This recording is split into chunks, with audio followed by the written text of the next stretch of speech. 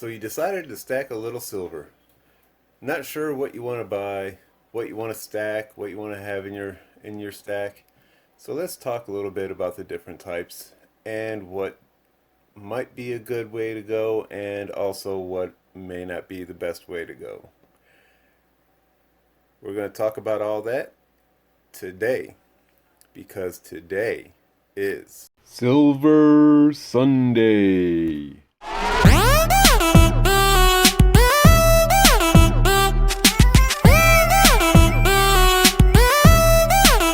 Check it out.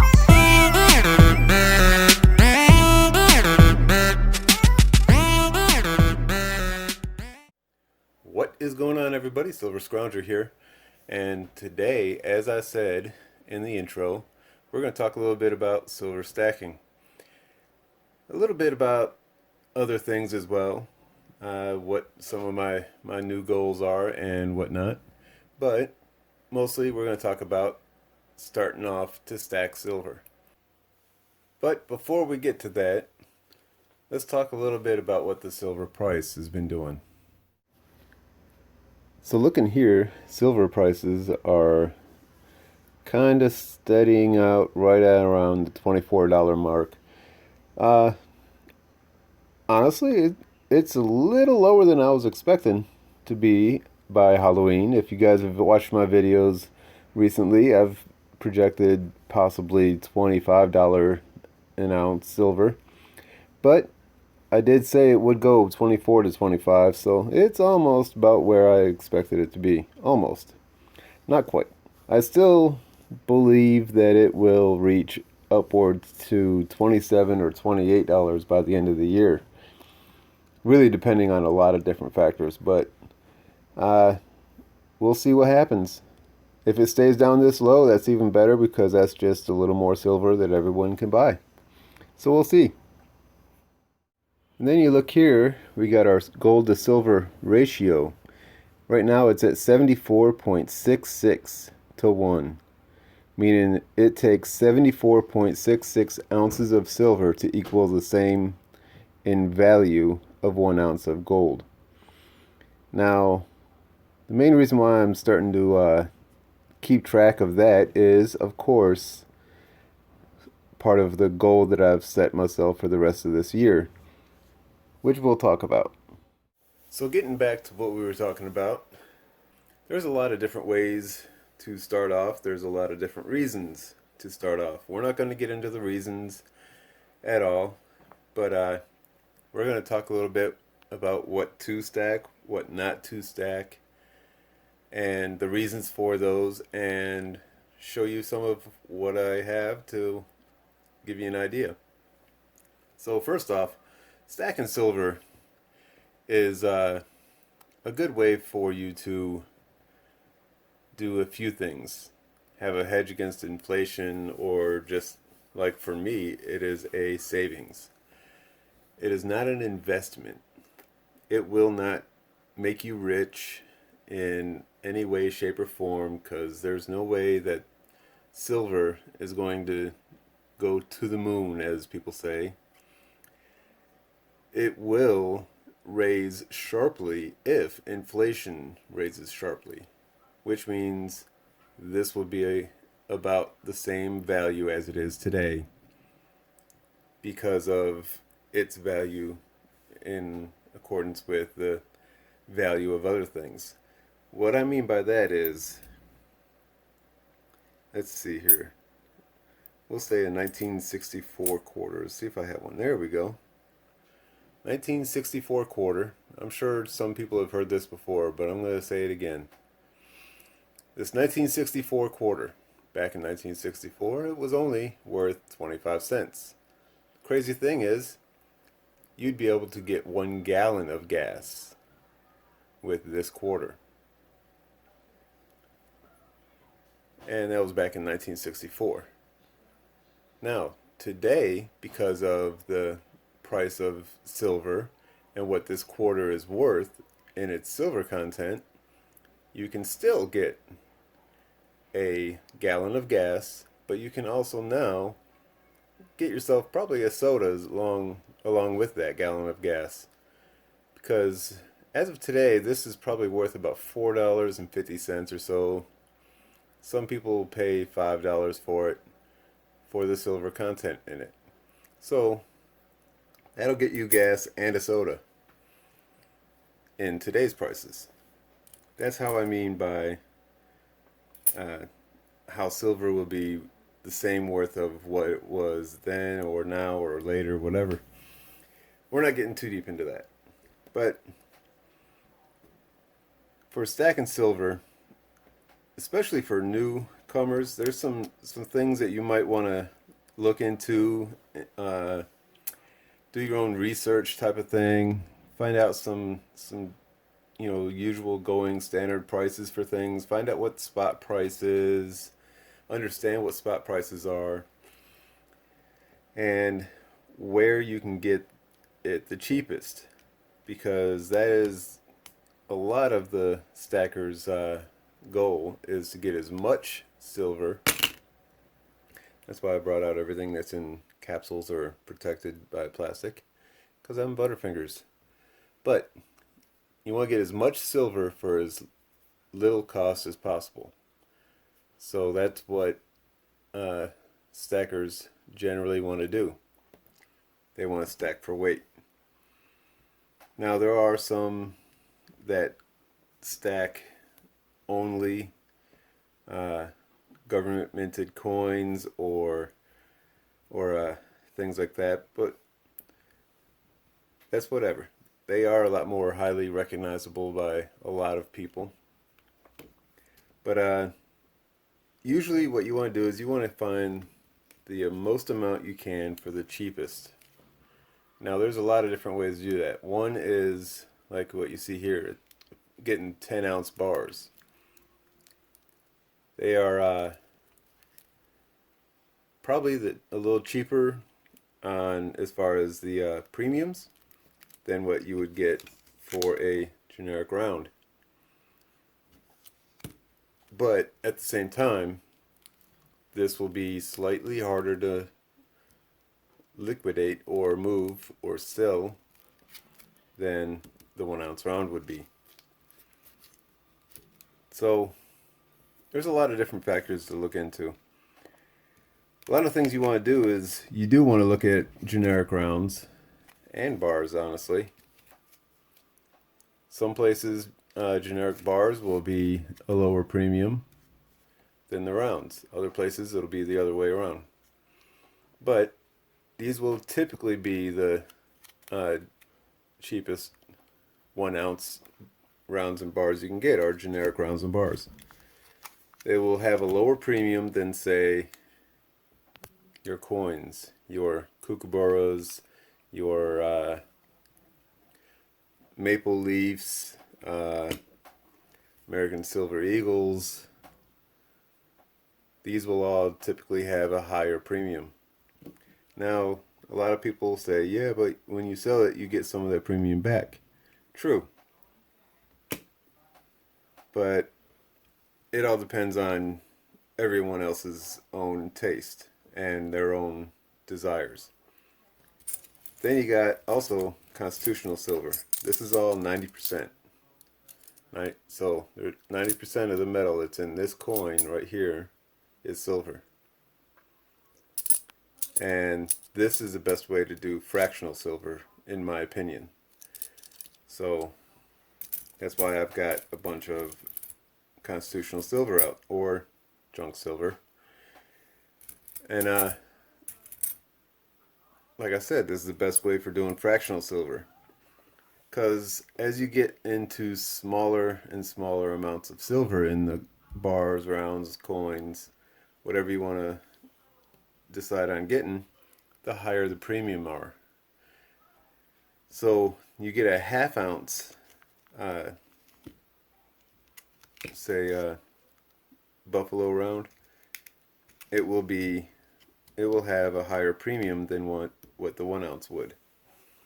But when you go through and look at constitutional silver, there's a lot different way that they factor that out. So that's why I like the constitutional silver the most, especially for fractional. What else? Let's see here. Some things to stay away from, especially when it comes to constitutional or junk silver, is the war nickel. I collect them every once in a while. I'll find some, or I'll get them in a mystery bag when I buy them, because I also get mystery bags for coin collecting and things like that. But the U.S. war nickel are the nickels that were made from 1942 through 1945. You can tell tell that they're a war nickel by the mint mark that's above the Monticello building. They are 35% silver.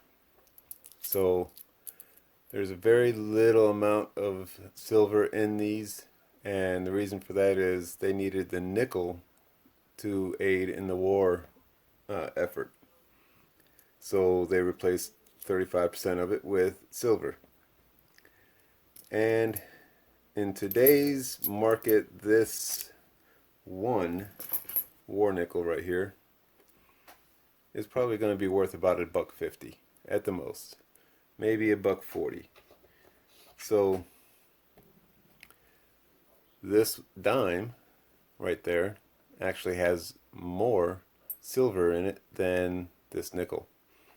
The dime is 90%, so, and right now you could probably get it for $1.90 or so, $2 for the silver. So that's why I would stay away from those. The other ones to stay away from would happen to be the 40% half dollars. The 40% half dollars are the Kennedy half dollars from 1965 through 1970. Now this one is not. It is a 64, so it is a 90%. I don't have any of this 40% silver, except for, let's see, there he is. That one right there. That's the only one I have, and that is in my coin collection, not my silver stack. And we'll cover that in a little bit here. But crazy thing is, the 40% silver half dollars are worth about $3.50. Right around about. There you go. There's the same amount of silver, just in a lot smaller package, I guess you can call it, as far as if this was a 40%. So that's why I don't even bother with the 40%ers. Now, again, like I said, for collectors, there's going to be reasons for people to have those other than stacking silver. So those are some of the constitutional silver coins to stay away from. But when you are doing the constitutional silver and you find shops that just have all this stuff all in one big old bin, and we'll say it's kind of like this here. Let me get a few things. You just see something like that sitting somewhere, and you're like, "Hey, I'll go look through that and see what I can find." Make sure that when you do that, you go through and you look at dates, because some places will not look through their junk silver for key dates or better condition coins.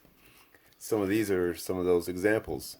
Pretty much all of these I've gotten from gold and silver shops that don't pay attention too much to the numismatic values. So this dime right here, being in a better condition and an older year, is worth a lot more than the, say, $2 that a typical junk silver dime would be. Same with this right here, being in such a great shape, it is going to be worth a lot more than the junk silver melt value. I think this is the one that is almost full bands. I'd have to take a look at it closer, but that's something else that coin collectors look at. You know, the condition is everything when it comes to numismatic coins. So These are all coins that I would not put into my stack because they are either key dates or just because they're the older coins that are in decent condition, things like that. Don't pay attention to the dollar amounts down here. That is not what I paid for them, and I believe that's what they are marked as in the red book. But so yeah, I mean, pretty decent looking standing Liberty quarter. It is not going to go for the $4.80 or $4.90 that silver goes for in quarters right now. It's going to go for a little bit more.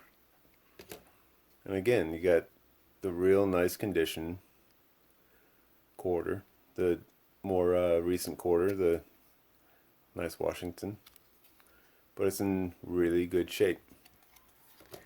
So when you go through and you're looking through all these things, look for them. Look for the things that they may not pay attention to. Now, I myself, I bring this up to the store owners and I'll tell them, hey, you got a key date here. 9 times out of 10, they've always told me, we're not paying attention to that. We just bought it for the silver content and we're selling it for that. So, like this one right here, I just got this one a couple of days ago. I covered it in one of my videos recently. And guy said, yeah, go ahead and you got it. $10, it's yours.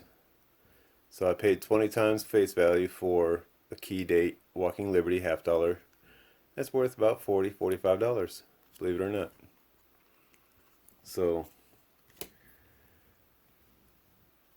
but again, condition is a lot of things also. If you happen to find some that are in really, really good shape, then you might want to do some research on them to see if they're worth more than what you pay for them for junk silver. So that's something that you want to look for when you're going through junk silver. Some of the things you don't want to do when you're stacking. You don't want to get into a whole lot of the commemoratives because they may go for a little more. You don't want to go into, the fancy boxes or the certificates of authenticity. If you're stacking, you're not buying the package, you're not buying the holder or anything else. You're buying the silver that's in it. And like this one, being a Bill of Rights commemorative coin, it may sell for a little more than what the silver content is in it.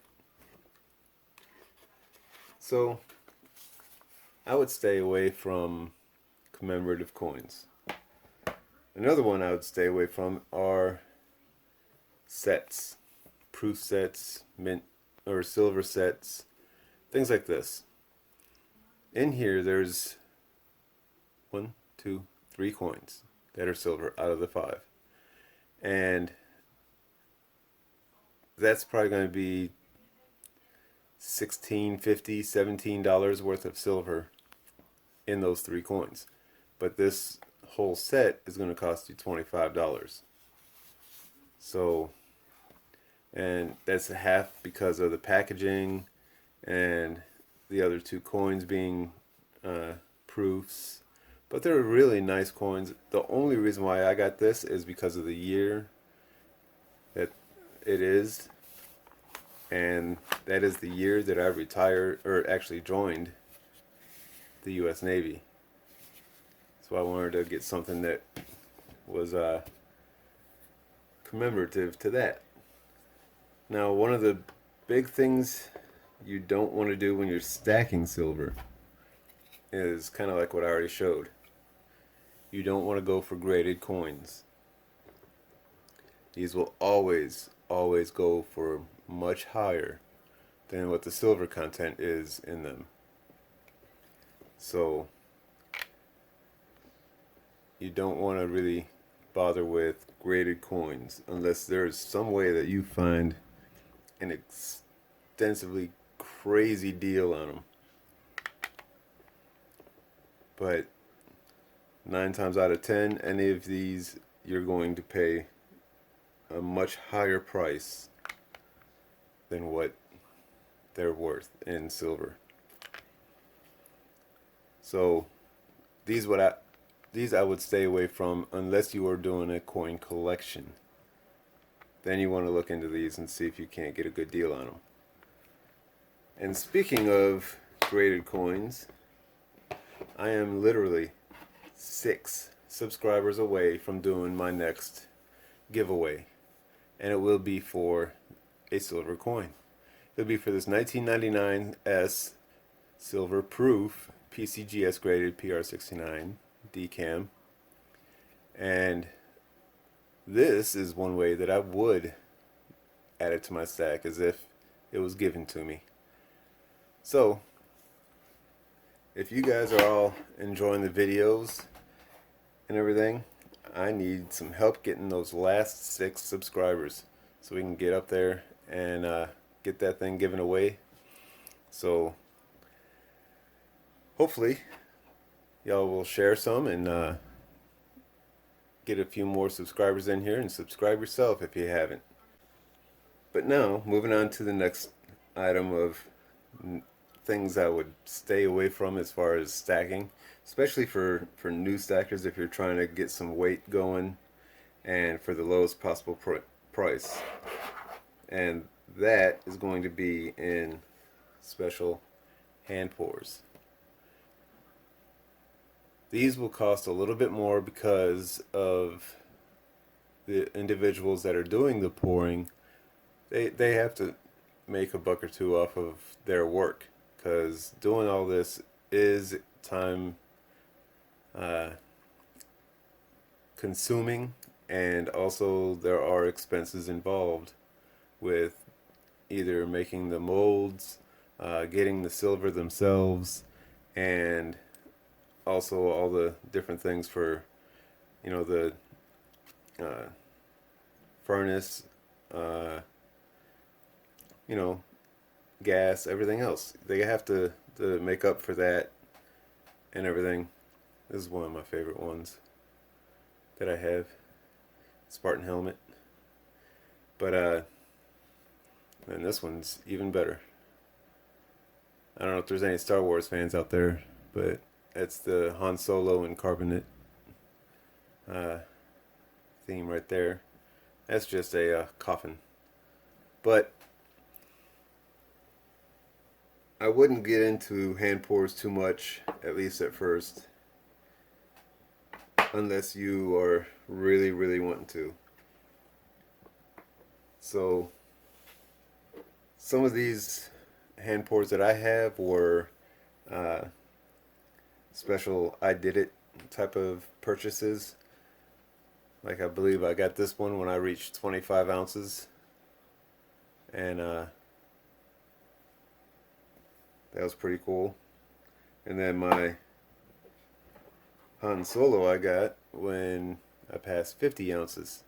Now that I'm past 100 ounces, I've got a new goal for the end of the year, because the 100 ounces was supposed to be for this full year, from when I started back in February until the end of this year.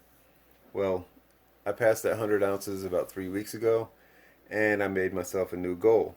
I am on the track to get me some gold, but I'm not doing it by just purchasing the gold, because as I mentioned at the beginning of this video, I suck at saving. So silver is like a savings to me. So I'm starting to do a savings in silver. And what I'm going to do is get as much silver as I can from now until the end of the year, and then I'm going to transfer or trade it in for gold. And that is why I am keeping track of the gold to silver ratio. Right now it is about 74.66 to 1. I'm really hoping it will drop some before then, and hopefully I'll be able to get me a good quarter ounce, or even a quarter ounce coin and a 10th ounce coin. But we'll see. I'll keep you all updated on that. But I am going to get out of here. This video's already been longer than I anticipated. So I'm going to let you all enjoy the rest of your Sunday. And I'm going to get out of here and enjoy mine. So this is Silver Scrounger saying thanks for watching and have a great night. I want to thank everyone for watching my video. It is greatly appreciated. If you enjoyed it, found it informative or entertaining, please hit that thumbs up button by liking the video. Also comment on what you think about anything discussed. I'm always interested to hear other people's thoughts. Until next time, this is Silver Scrounger saying thanks for watching and keep on stacking.